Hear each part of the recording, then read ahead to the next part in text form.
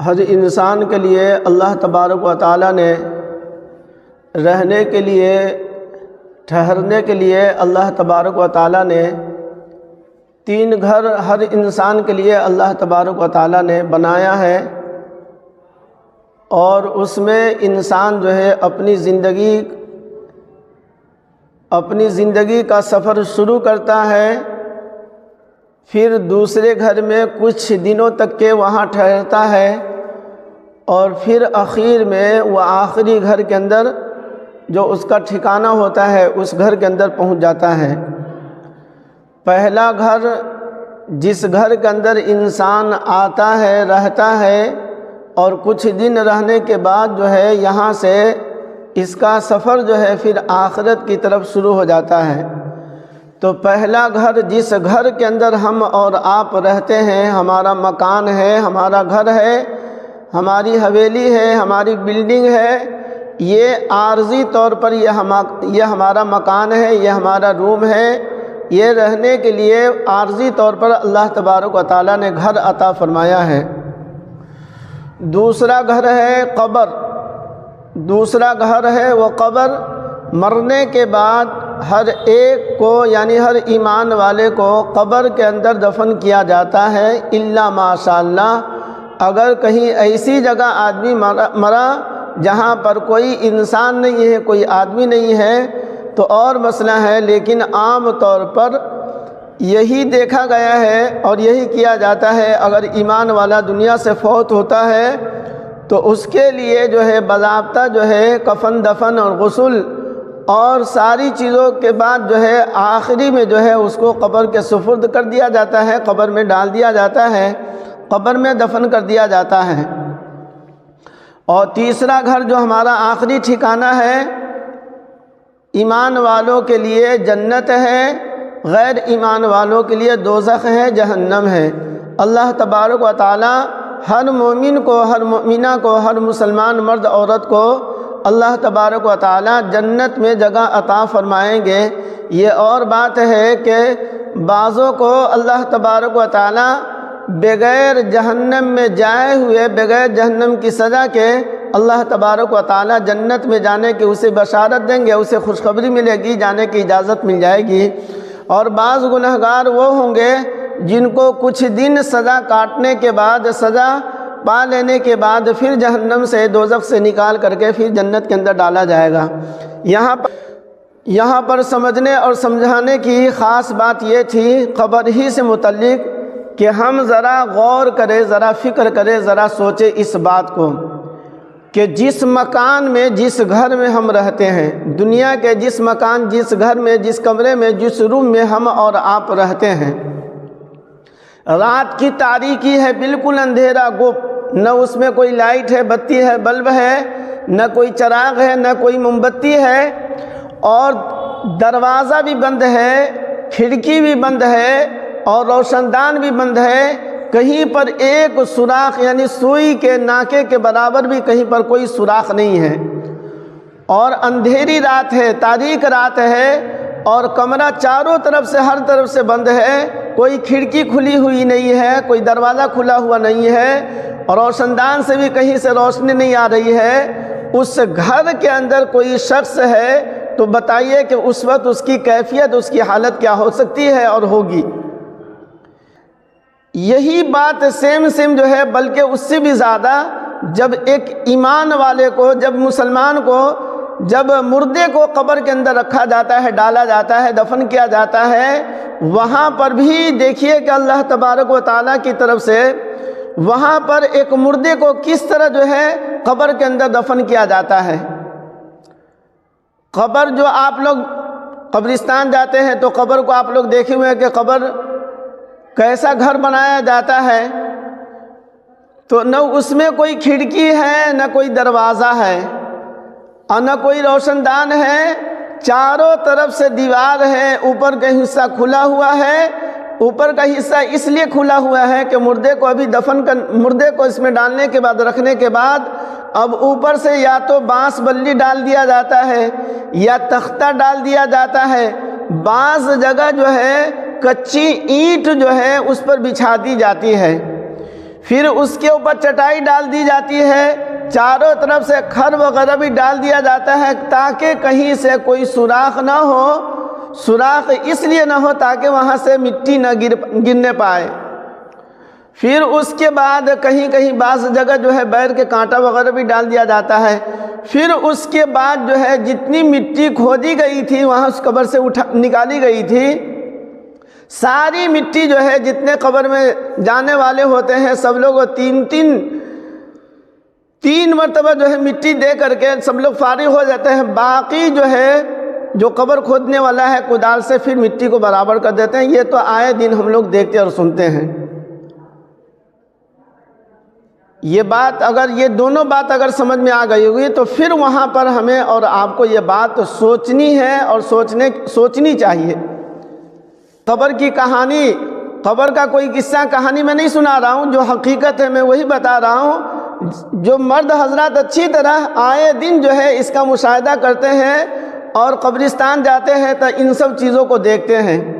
اب رہی بات عورتوں سے متعلق، تو عورتیں بیچاری تو چونکہ شریعت ہی کے اندر ممانعت ہے اس لیے وہ قبرستان نہیں جاتی ہیں، تو ان کو پتہ نہیں ہے کہ وہاں پر کیا کیا ہوتا ہے، الا یہ کہ وہ سن کر کے یا کسی سے پوچھ کر کے تو ان کو معلوم ہو جاتا ہے کہ وہاں اس طرح کیا جاتا ہے۔ لیکن دیکھی ہوئی بات سنی ہوئی بات کے اندر جو ہے وہ زمین آسمان کا فرق ہے۔ اس لیے میں آپ لوگوں کو بھی بتا رہا ہوں، بطور خاص مستورات خواتین ماں بہن سے میں درخواست کرتا ہوں کہ توجہ کے ساتھ اس بات کو سنیں تاکہ جو ہے قبر کی اور آخرت کے کچھ نہ کچھ ڈر اور فکر جو ہے ہمارے دلوں کے اندر پیدا ہو جائے۔ اب یہاں پر جس طریقے سے ہم دنیا میں کوئی ایسا گھر ہے، کوئی ایسا مکان ہے، کوئی ایسا کمرہ ہے، کوئی ایسا حجرہ ہے جس حجرے کے اندر ہمیں رکھ دیا گیا ہے، ہم اندر چلے گئے اور باہر سے دروازہ بند ہے، کھڑکی بند ہے اور کوئی کہیں سے کوئی روشنی نہیں ہے، اندر میں کوئی روشنی کا انتظام نہیں ہے، اس کمرے کے اندر، اس روم کے اندر، اس حجرے کے اندر، اس گھر کے اندر ہماری کیفیت حالت کیا ہوتی ہے وہ ہر کوئی اچھی طرح جانتا ہے، الا یہ کہ کوئی آدمی بہت دل کا اور کلیجے کا بہت زیادہ مضبوط ہو تو اور بات ہے، لیکن عام طور پر اگر کوئی کمزور دل کا آدمی ہوگا تو اس گھر کے اندر جو ہے اس کو موت نظر آئے گی۔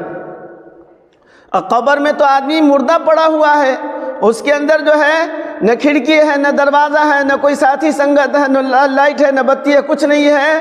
اب وہاں پر اس کو کون سی ایسی چیز ہے جو اس کو وہاں پر کام آنے والی ہے اور کام آئے گی؟ یہی اصل بتانا ہے کہ اب اس قبر کے کوٹھری کے اندر، اس قبر کے کوٹھری کے اندر جو ہے، اس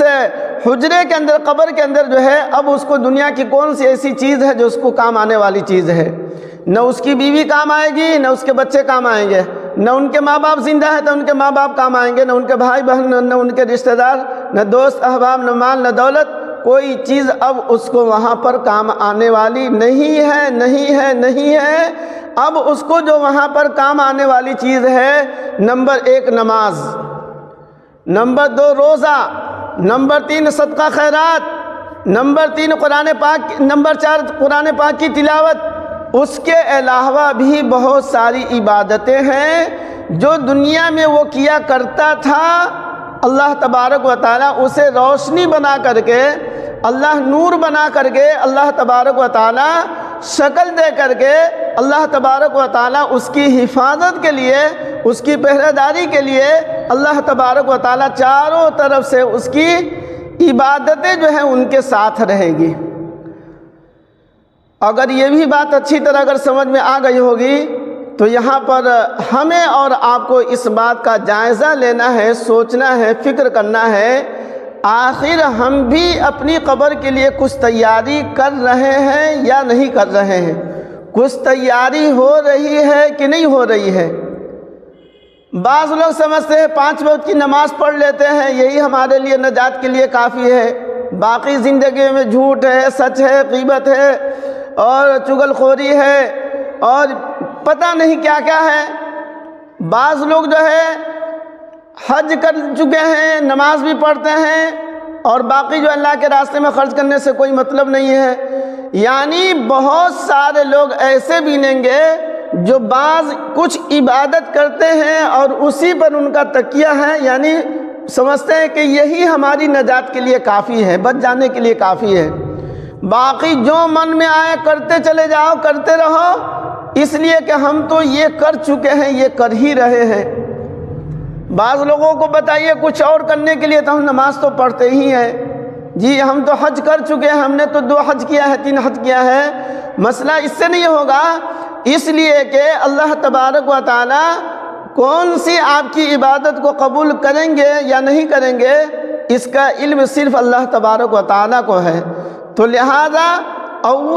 پہلا فریضہ یہ ہے کہ جو چیز اللہ تبارک و تعالیٰ نے ہمارے اوپر فرض کر دیا ہے، فرض کی اول پابندی ہمارے لیے لازم ہے، ضروری ہے، فرض ہے،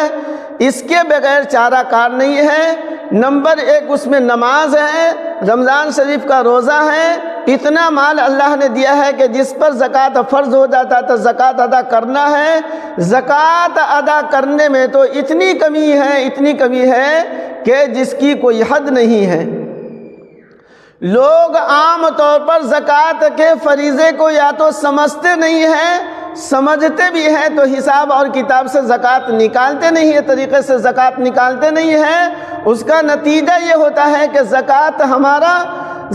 ہمارے اوپر فرض ہی رہتا ہے، اور برائے نام ہم لوگ دیتے ہیں، وہ زکوٰۃ میں شمار نہیں کیا جاتا ہے۔ تو بہرحال پھر اللہ نے اور بھی زیادہ مال دیا ہے، تو آدمی کو حج بھی کرنا چاہیے، جبکہ حج کا فارم کا اعلان جو ہے ہو چکا ہے، اور حج کا فارم لوگ بھر بھی رہے ہیں۔ بار بار جو ہے اعلان کیا جا رہا ہے، جن کے اوپر اللہ نے حج کو فرض کر دیا ہے، اس کو اول وہلہ میں اس کو حج کر لینی چاہیے۔ لوگ ٹال مٹول جو کرتے رہتے ہیں اور بہانہ کرتے رہتے ہیں، ابھی فلاں کام ہے، اور اس کا نتیجہ یہ ہو جاتا ہے کہ عام طور پر جس کے اوپر حج فرض ہے دنیا سے فوت ہو جاتا ہے، دنیا سے چلا جاتا ہے۔ فرض ہے، آپ صلی اللہ علیہ وسلم نے فرمایا کہ جس کے اوپر حج فرض ہے اس نے حج نہیں کیا، مجھے کوئی اس بات کی پرواہ نہیں ہے یہودی بن کر کے مرے، نصارہ بن کر کے مرے، اس کا خاتمہ ایمان کے اوپر ہو یا نہ ہو، مجھے اس کی کوئی پرواہ نہیں ہے۔ کتنی سخت حدیث ہے اللہ کے رسول پاک صلی اللہ علیہ وسلم کی، کہ اللہ کے رسول پاک صلی اللہ علیہ وسلم فرماتے ہیں حج فرض ہونے کے باوجود حج نہیں کرتا ہے تو مجھے کوئی پرواہ نہیں ہے، ایمان کے اوپر خاتمہ ہو نہ ہو، جائے جہنم میں، مجھے اس کی کوئی پرواہ نہیں ہے۔ تو بہرحال جس کے اوپر اللہ تبارک و تعالیٰ نے حج کو فرض کر دیا ہے، خود آپ اپنے مال کا جائزہ لیجئے، اپنی زمین ہے، جائیداد ہے، روپیہ ہے، پیسہ ہے، بینک ہے، بیلنس ہے، آپ خود اپنا حساب لیجئے۔ کوئی کیا جانتا ہے آپ کے پاس کیا ہے، ہمارے پاس کیا ہے، کس کے پاس کیا ہے؟ تو جس کے اوپر اللہ نے حج کو فرض کر دیا ہے اس کو حج کر لینی چاہیے، یہ نہ دیکھے کہ 2-4 لاکھ روپیہ خرچہ ہو جائے گا، 2-4 لاکھ میں ہم یہ کر لیں گے وہ کر لیں گے، نہیں، حج آپ کے اوپر اللہ نے فرض کر دیا، اتنا مال ہے جس سے آپ حج کر سکتے ہیں تو آپ کو حج کرنا ہے، نہیں کریں گے تو کوئی گارنٹی نہیں ایمان کے اوپر خاتمہ ہو یا نہ ہو۔ تو بہرحال اس کے علاوہ بھی بہت ساری چیزیں ہیں، قرآن پاک کی تلاوت ہے، ذکر ہے، درود شریف ہے، استغفار ہے، بہت ساری چیزیں ہیں۔ بہرحال دنیا میں جب تک کہ ہیں، جتنا موقع ہمیں اور آپ کو ملتا ہے اپنی آخرت کے لیے آدمی کرتا رہے اور ڈرتا بھی رہے اور اللہ سے دعا بھی مانگتا رہے کہ اللہ میری عبادت تو اس لائق نہیں ہے کہ آپ اسے قبول فرمائیں، لیکن اگر آپ قبول فرما لے تو زہے قسمت اللہ میری ان ٹوٹی پھوٹی عبادتوں کو قبول فرما اور میرے گناہوں کو معاف فرما۔ تو بہرحال ایسا نہیں ہے کہ صرف ہم عبادت کرتے ہیں، گناہ نہیں ہوتا ہے، آئے دن ہم سے گناہ بھی ہوتا ہے، تو اپنے گناہوں کی سچی پکی توبہ بھی، اپنے گناہوں پر سچی پکی توبہ استغفار بھی کرتا رہے، اور اسی طریقے سے جو عبادت کا موقع مل جائے ان عبادت کو کرنے میں دریغ نہ کرے اور آدمی پہلو تہی اختیار نہ کرے، بلکہ جو موقع ملے، جیسے موقع ملے آدمی کو اللہ کی عبادت کر لینی چاہیے، تاکہ مرنے کے بعد جو ہے قبر جو ہماری آخرت کی پہلی منزل ہے وہاں پر ان عبادتوں کا انشاءاللہ فائدہ ہوگا، نور کی شکل میں، روشنی کی شکل میں اللہ تبارک و تعالیٰ عطا فرمائیں گے، اور پھر قیامت تک انشاءاللہ وہ بندہ جو ہے اپنی قبر میں آرام سے سوتا پڑا رہے گا، اور آخرت میں جب اٹھے گا تو اس کو پتہ ہی نہیں چلے گا ہم نے کتنا کب سے کب تک سویا ہے، خود اس کو احساس بھی نہیں ہوگا۔ تو اللہ تبارک و تعالیٰ سے دعا بھی مانگنی چاہیے کہ اللہ قبر جو ہماری آخرت کی پہلی منزل ہے اس منزل کو آسان فرما، اور پھر صرف دعا ہی نہیں، کہا جاتا ہے دعا کے ساتھ دوا بھی ضروری ہے، یعنی دعا بھی کرنا ہے اور اللہ کی عبادت بھی کرنا ہے، عبادت بھی کرتے رہنا ہے تاکہ دعا کی برکت سے ہمارے اعمال قبول ہو جائیں اور گناہ ہمارے معاف ہو جائیں، اور ان نیکیوں کا صلہ بدلہ جو ہے مرتے وقت اور مرنے کے بعد بھی قبر میں اللہ تبارک